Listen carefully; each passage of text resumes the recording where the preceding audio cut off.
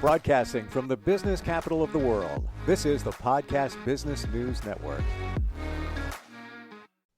And welcome back, everybody. There is something that a lot of people who are looking to change their lives are doing.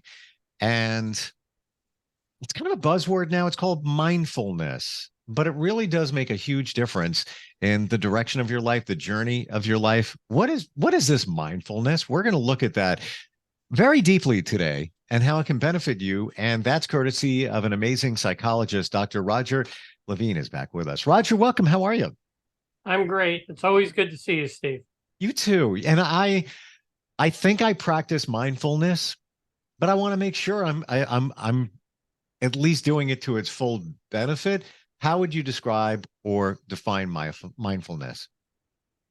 Well, Kabat-Zinn kind of brought mindfulness to the forefront, and the commonly accepted definition is being present in the current moment, and a little bit more than that, being present in the current moment with compassion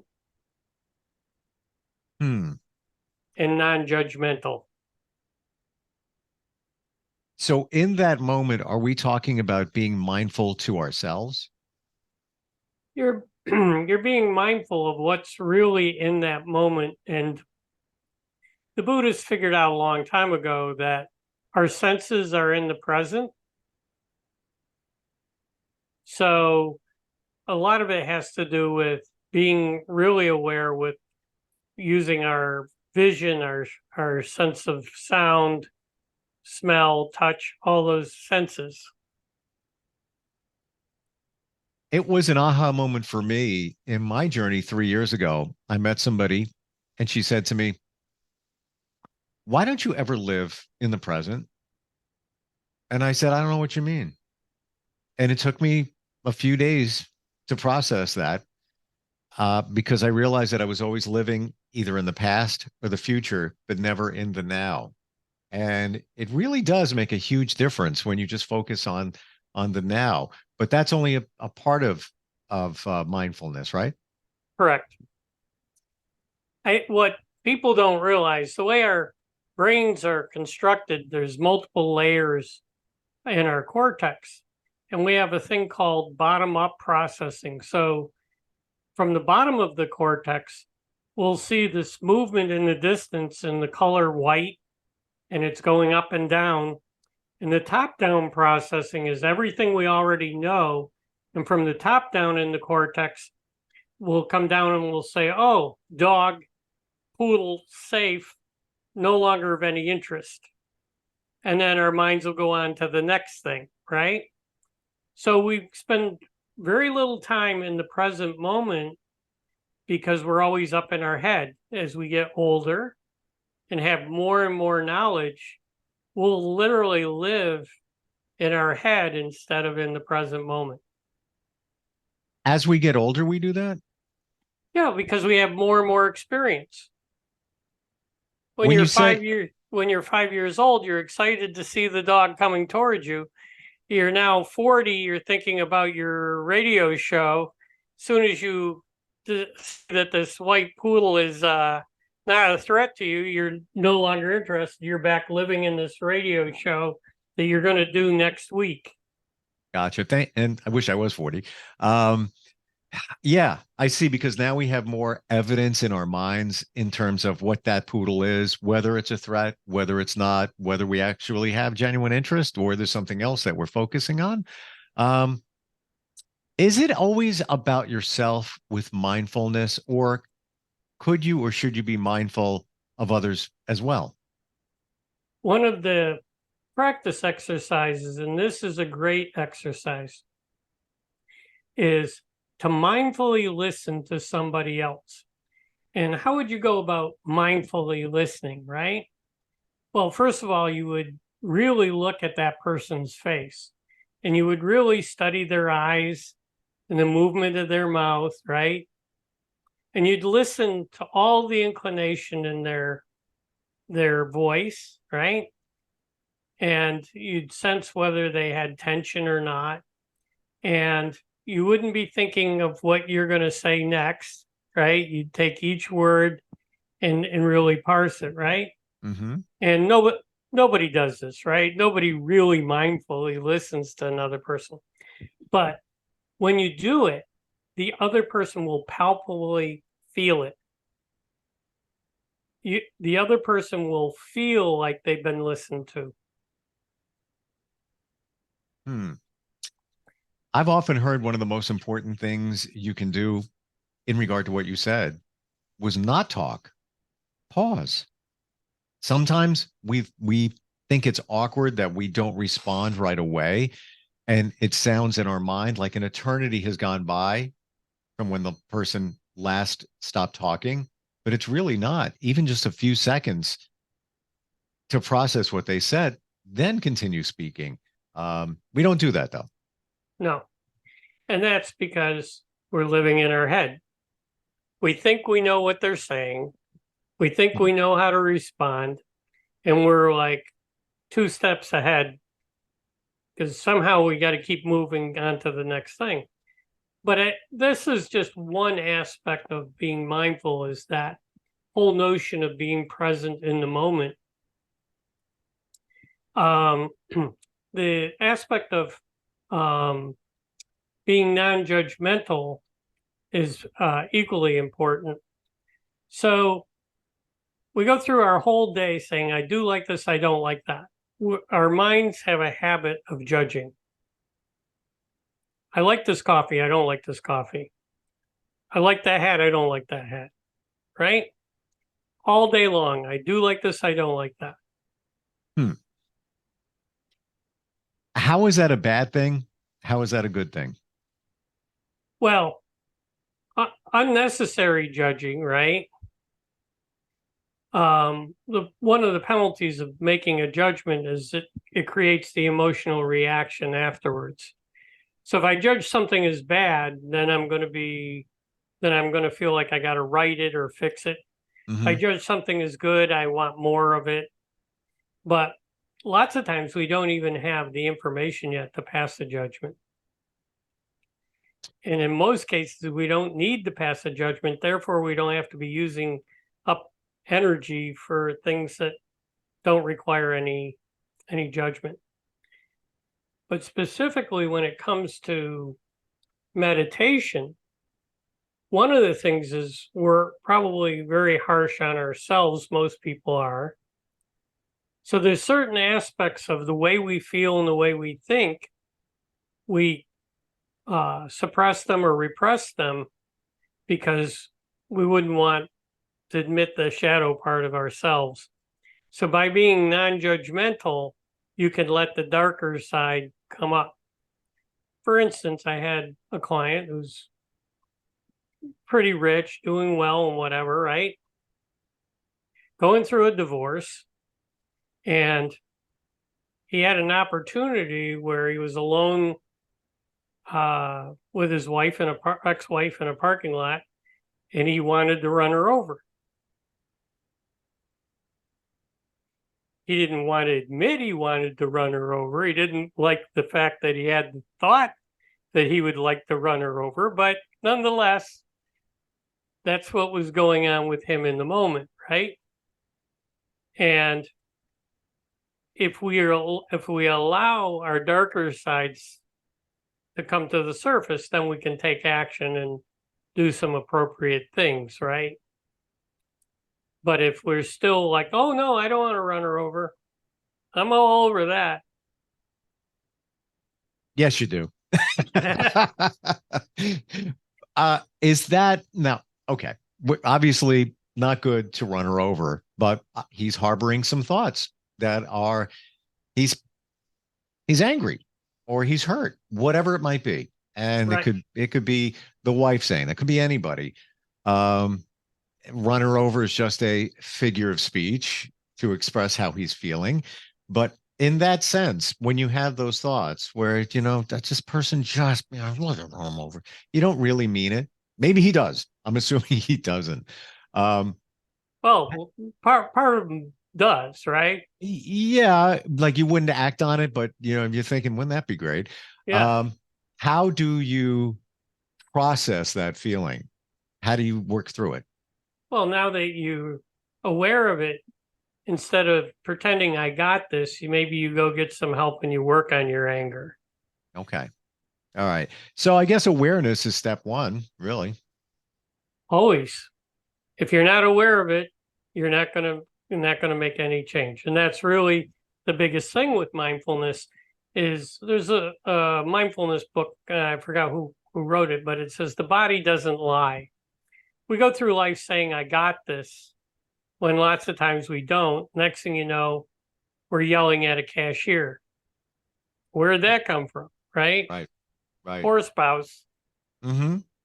Well, all right. That's one aspect of mindfulness. How about some other ones that can be impactful? Well, being in the moment has just some immediate benefit. What happens is after a while, you develop it as what we call a metacognitive skill. In other words, you're always watching what you're doing, what you're feeling, what you're thinking. And so much of our life is on autopilot. As an example of this, one of the women in my I have a mind body weekly group that I run. She was in the group and she says, I was sitting at the bridge and all of a sudden I caught myself getting frustrated. We have down here in Fort Lauderdale, the bridges go up and you're stuck for a period of time. And they Drawbridge. always go up when you're running late, of course. So anyway, she goes, all of a sudden I realized that I was getting agitated. And I just said, I'm not going there. And she didn't get agitated. So we go on autopilot all the time doing things. And when we have this mindfulness made part of our metacognition, this internal observer watching our thoughts and our feelings and our behaviors, what we're able to do is catch things before they get too far down the road.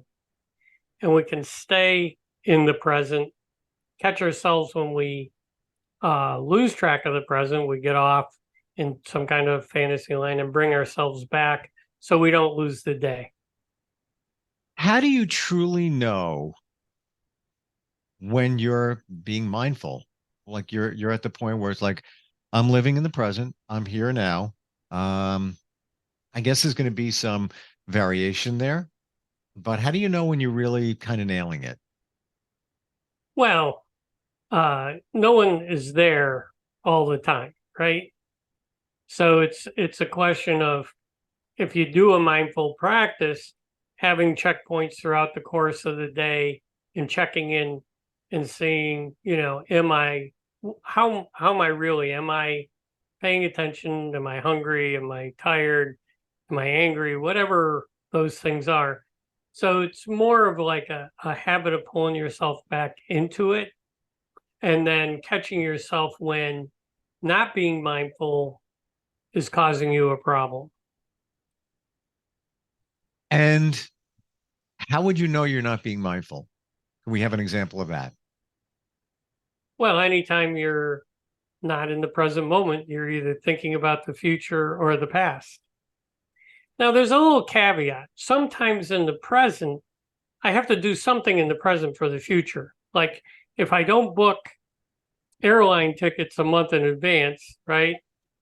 I'm going to end up paying too much for that Mhm. ticket. But being in the present means I know I need to buy my ticket right now. And what if you're thinking about, let's say, dinner plans? Now we're in the present right here, but now you're pivoting over to thinking about dinner plans, connecting with whoever. You're really living in the future, but it's kind of the same thing as the tickets, I guess. You have to. Well, you need to do something now for that outcome. What is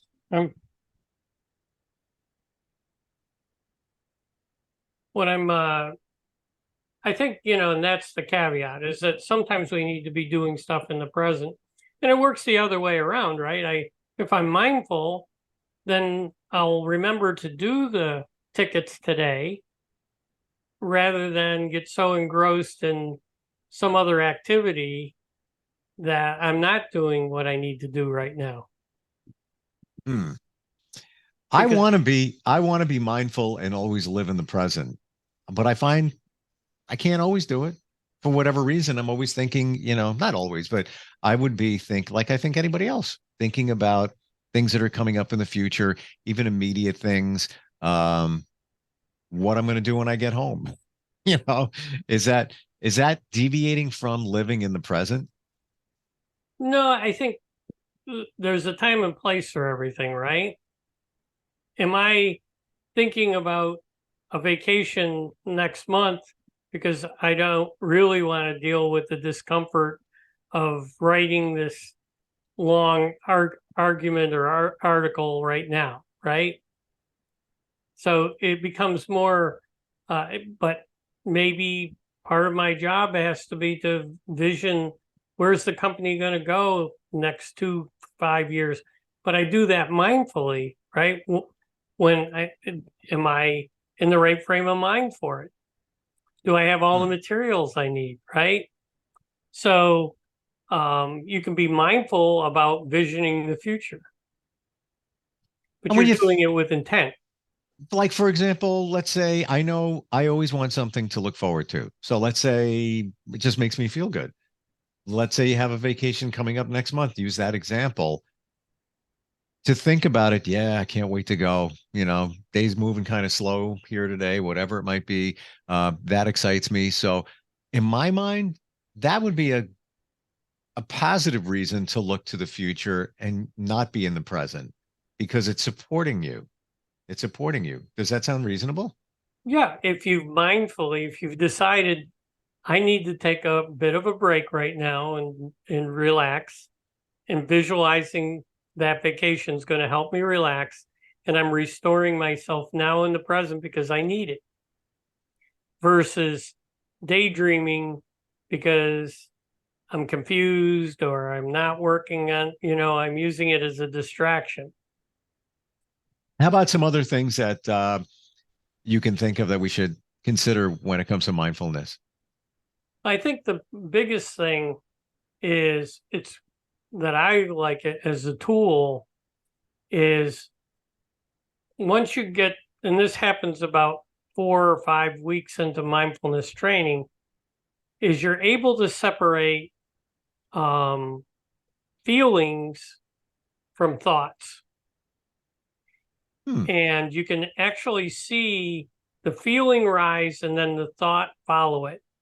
So lots of times, if you want to say change your reaction, say you react harshly to your wife or something like that, but you keep catching yourself only after you've snarled or whatever response here is, because damn it, she keeps doing the same thing, right? Mm-hmm.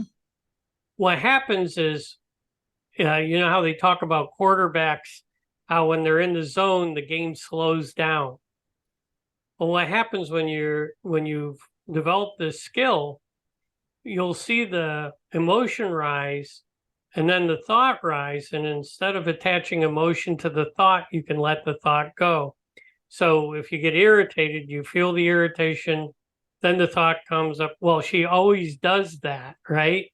Which it usually would lead you into a little more emotion about all the other times she's committed the crime. You'll see, there's that thought. Not useful right now. She always does it, isn't helpful. I can just let that go. And once you can break that emotion and thought apart, you're able to change. It's very hard to change when they all happen at one time and happen so powerfully that it makes it very hard to change your response and your behavior. I'm thinking that this is probably one of the most important things you can do with mindfulness is taking the emotion out of it, the feeling out of it. You don't actually, what you're taking out of it is the reaction to the reaction. Most problem with emotion isn't the initial emotion. It's the reaction to your reaction. And so you're not taking the initial emotion out of it. What you're taking out of it is that second reaction to your reaction to it. I really want to get a crystal clear picture of this, the reaction to the reaction. So can we get a very basic example of that? You make a mistake. Okay. Right. So there's a little emotion about being maybe embarrassed or whatever about the mistake, right? Oh yeah, can't believe that you did it. I should have No, double that's checked. a reaction to the reaction. I can't What's believe I did this again. You're reacting to the little disappointment of making a mistake and making it much bigger. interesting? Okay. So you're reacting. What in this instance, what was your initial reaction? A little feeling of being disappointed, probably. Okay. And the reaction to that reaction would be, The reaction was because you felt a little disappointed. You had a thought, oh, here I go again. okay. Okay. And then you reacted to that thought with, oh, I'm such a loser, with a much stronger emotional reaction. So what the mindful does is slows that down. So you just feel that initial reaction and you see the thought come up that says, there I go again. And instead of loading that thought up with further emotion, you're able to kind of chuckle because you know it followed the thought followed the little disappointment you had. So you're keeping your emotional reactions much smaller because you don't have your reaction to your reaction. Understood. And essentially, after the first reaction, you just let it go. I made a mistake. All right, I made a mistake. What are you gonna do? It happens. But yeah, you can keep it to the few minutes that mistake belonged instead of making it 20 minutes or 2 hours or 2 days, whatever you turn it into. I would have to say, based on what you're saying, that I've done that because I will be honest with you. I made an error last week in terms of ordering something for someone, business related, and it wasn't correct. So there was some expense involved in that, and I could have just, if this was 5 years ago, I would have been, I can't believe, really. And I'm like, in terms of business, it's like I can't believe that happened. But you know what? I'll make it up somewhere. It's okay. My error just was checking off a certain box. It was a simple mistake. I'll be more aware next time, and that's it. I let it go. But if it was 5 years ago, I would have done what you just said because I wasn't mindful then. They would have been marinating for a while. Would have been a couple of days. I can't believe it. Look at that. That money's wasted. But it'll all work out. Not going to worry about it. It's all good. But I guess that's me being mindful.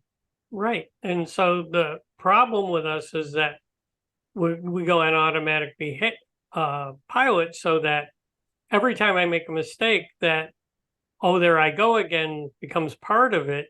So it becomes very hard not to overreact when you make a mistake until you can separate out the first reaction from the second. Because you can change the second, you'll never change the first. You'll always have that little subconscious reaction to being disappointed. You screwed up. How is it?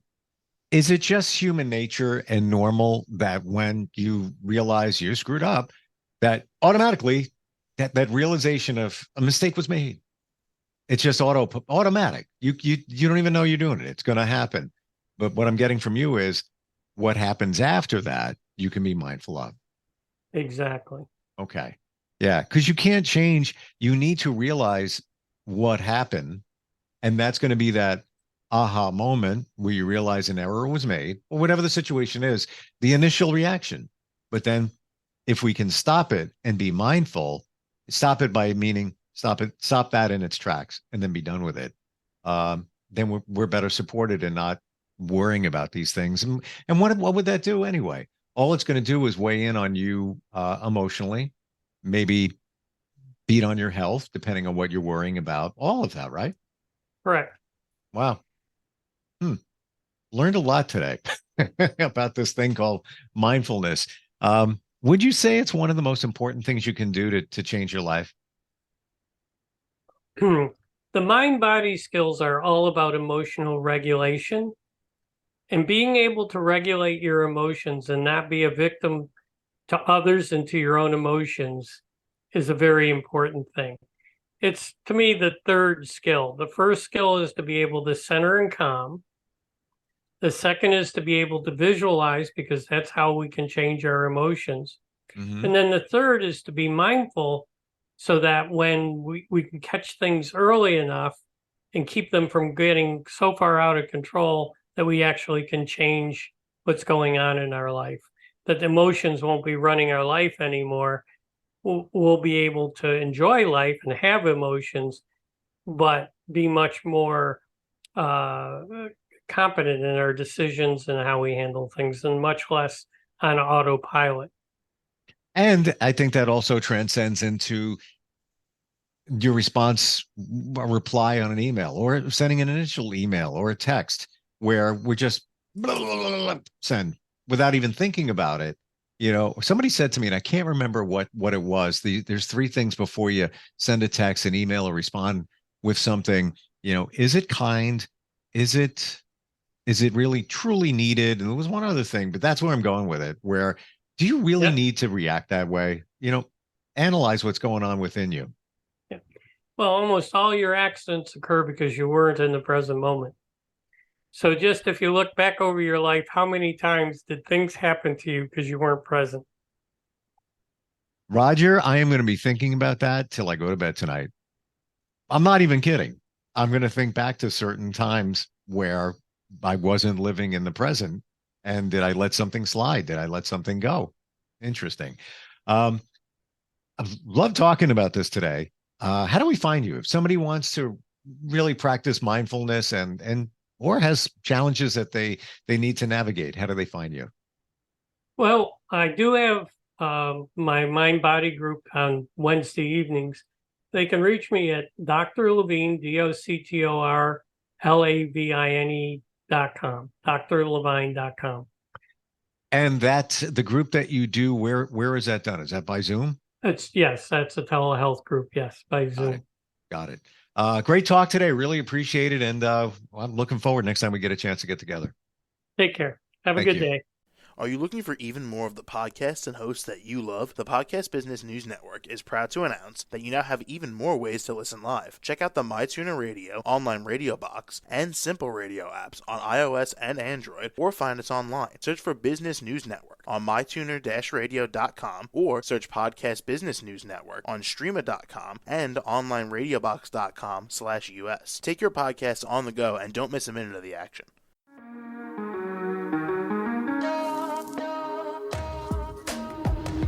Broadcasting from the business capital of the world, this is the Podcast Business News Network. For nearly 2,000 severely injured veterans, everyday life has become filled with barriers. Day-to-day simple tasks can become pretty daunting. I have to carry my chair up 2 flights of steps or have somebody do it for me. What scares me the most is just the falling. When I'm struggling with my house, I think, to have that one great barrier just knocked down, it's crucial.